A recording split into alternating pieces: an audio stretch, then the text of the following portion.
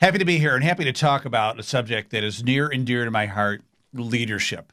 And not only leadership, we're going to be talking about enduring leadership and what is enduring leadership.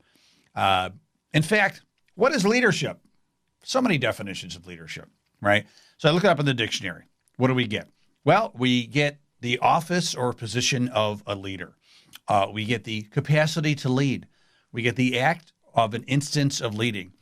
Now, I don't know about you, but when I was a kid, I was told that you were not allowed to use the actual word in the definition. So if you don't know what the word means, leadership, and you read this definition, I'm quite sure you're still not going to know what it means.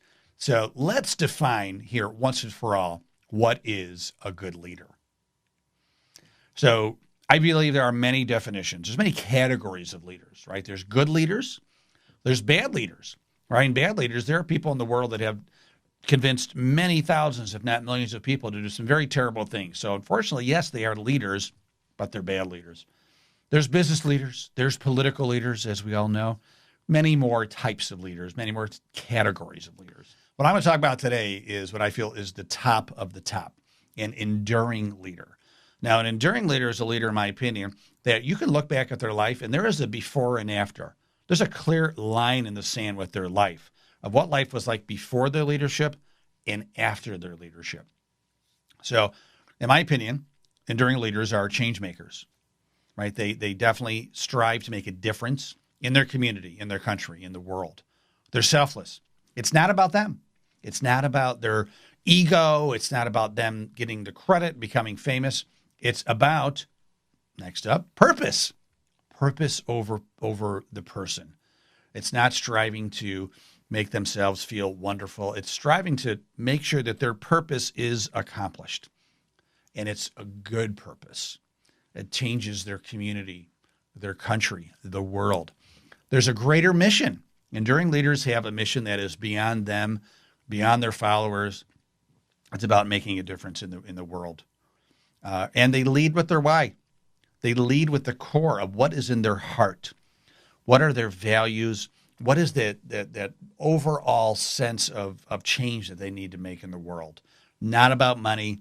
Again, not about ego. It's about, that greater mission, which becomes their why. Great leaders are not always looking to be a leader. They are often leading from behind.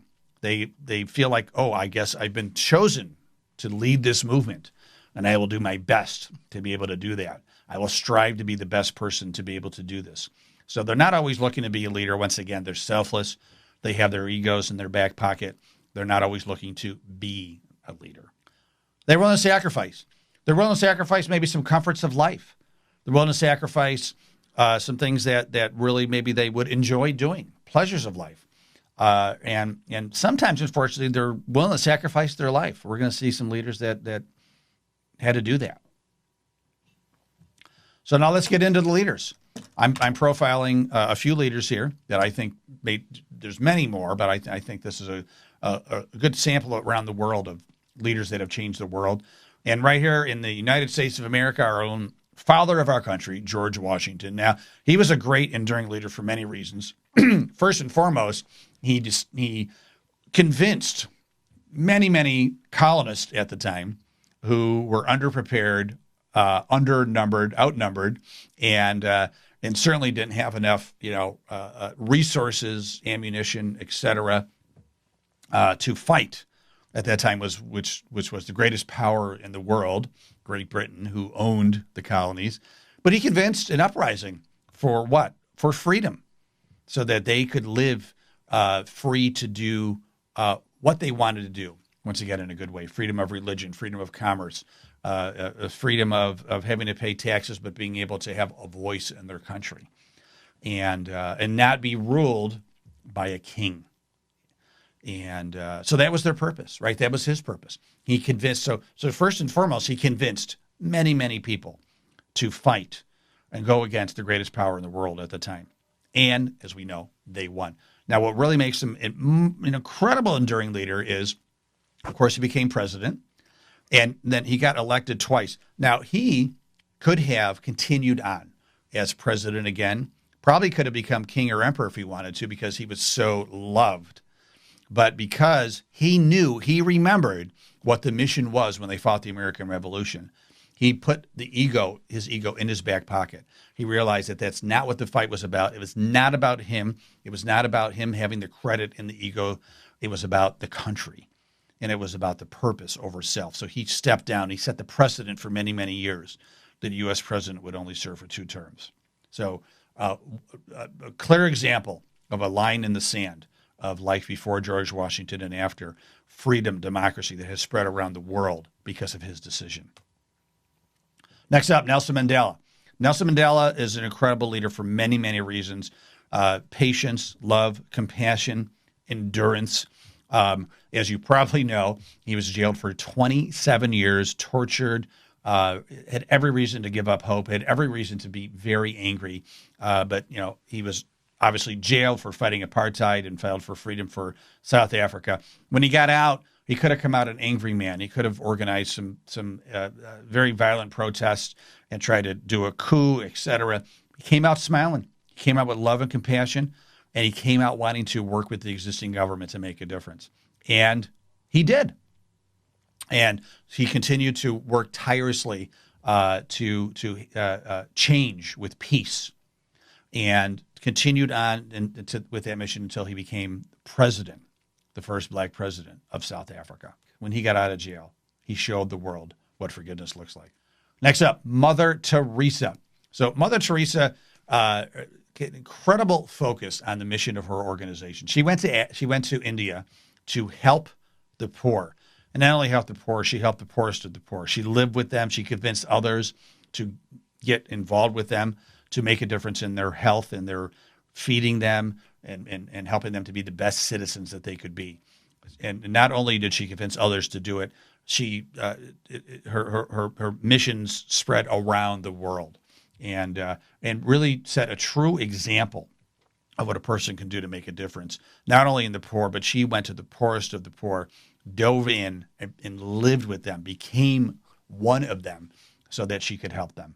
And that's why Mother Teresa became a saint, again, establishing a clear delineage of life before Mother Teresa and after Mother Teresa.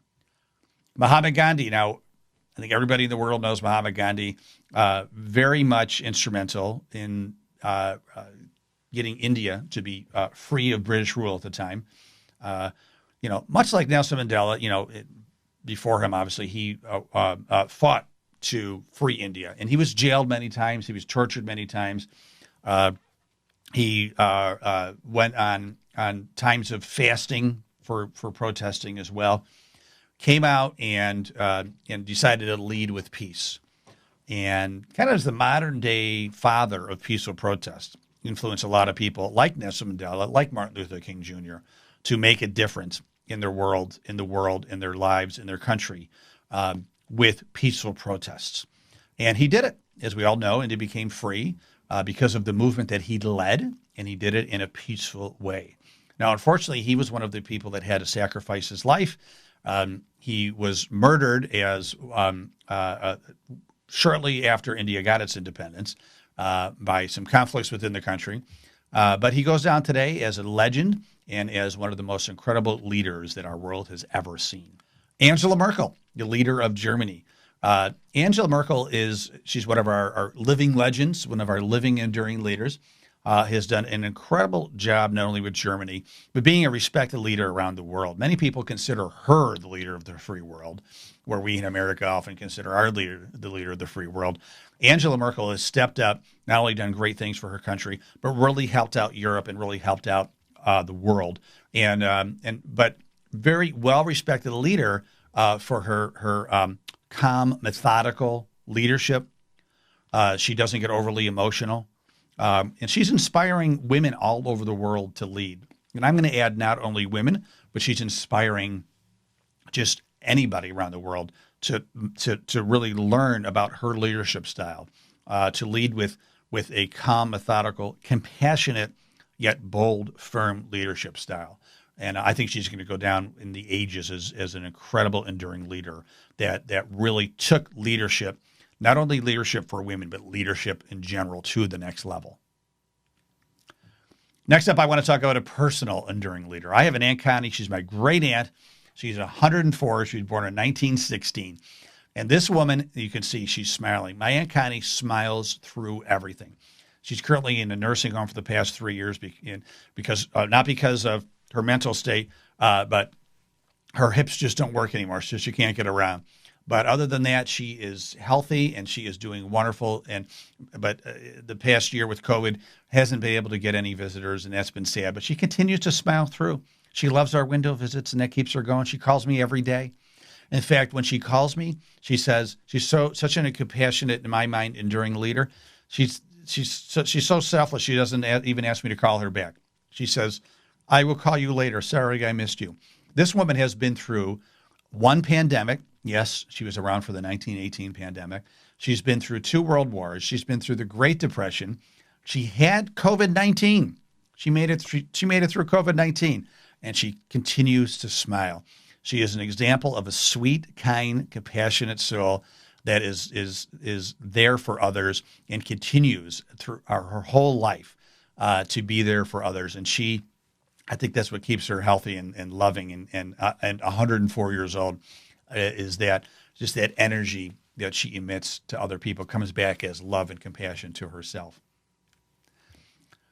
So now I have a mini course on how you could become a mission-driven, selfless, enduring leader. This is a 101 course, and it's a quick one. So the characteristics you'll have to adopt is, first and foremost, it's purpose over self. It's not about you. It's not about your ego. It's not about you getting the credit. It's about you focusing on the purpose. It's about focusing on your why. Your why has to be, in my opinion, has to have a noble purpose. Like we talked about before, there are bad leaders that convince thousands and thousands of people to do horrible things. Are they leaders? Yes, but they're terrible leaders. Your why, if you want to be an enduring leader, has to have a noble purpose about making a good change in the world. You have to be willing to sacrifice everything. I hope you don't have to sacrifice your life, but you have to be willing to just do whatever it takes to achieve your mission, to achieve your goal, to see your why come to fruition. You have to have the ability to inspire others. You can't go at it alone. You need a tribe. You need a family. You need people around you to help you through this process, to help you through the journey of achieving your goal, to achieving your mission, seeing your why come true. You have to have the ability to inspire others to follow through with actions. You have to have perseverance. You can't be discouraged by failure. Perseverance. There's going to be lots of ups and downs. It's going to be like that scariest roller coaster when you're going on the loop-to-loops and the black dark tunnels where you can't see. You have to continue to walk through, right? Winston Churchill has a saying: when you're going through hell, don't stop. You need to continue to move forward despite the setbacks, despite their quote unquote failures. You have to have the bad times to appreciate the good times. You have to focus on the prize. Through all these bad times, you have to remember, what is the vision? What's the end goal for your prize? Right? For Abraham Lincoln, it was during the Civil War, it was freeing the slaves. That was in keeping the country together. There were 2 prizes, and he didn't let anything else sway him. You focus on the prize. Don't get sidetracked. Don't make compromises. Don't settle for less. You have to be willing to be unpopular at times, maybe all the time. The leader of our country, in most countries, usually about 50% of our own people don't like him or her. And so you have to realize that you're not in a popularity contest. There's a lot of people that are going to be against you. And you have to be okay with that. That's okay. Keep moving forward, even though you become unpopular with maybe half or more of people. You have to remember that old phrase: listen more than you talk. God gave us 2 ears and 1 mouth. Please use them in that proportion. Ask good questions, but more importantly, listen for the answers. Good leaders, enduring leaders, have the ability to self-reflect. They have ability maybe daily to just take that proverbial or maybe actual walk in the woods. Just have some quiet time and think. Think about what's important to you. Where are you? What's going well? What's not going well? Are you still in line with your values, with your integrity, with where you want to be? Again, next up, don't care who gets the credit. Jim Rohn, famous business philosopher, said amazing things can happen when nobody cares who gets the credit. Who cares who gets the credit? Share the credit. It's not about you. It's about the mission. It's about the purpose. It's about achieving the reality of your why and seeing it come true. And again, last but not least, doing whatever it takes. Obviously, hope you're going to do all good things, but doing whatever it takes to make the dream, to make the vision come true.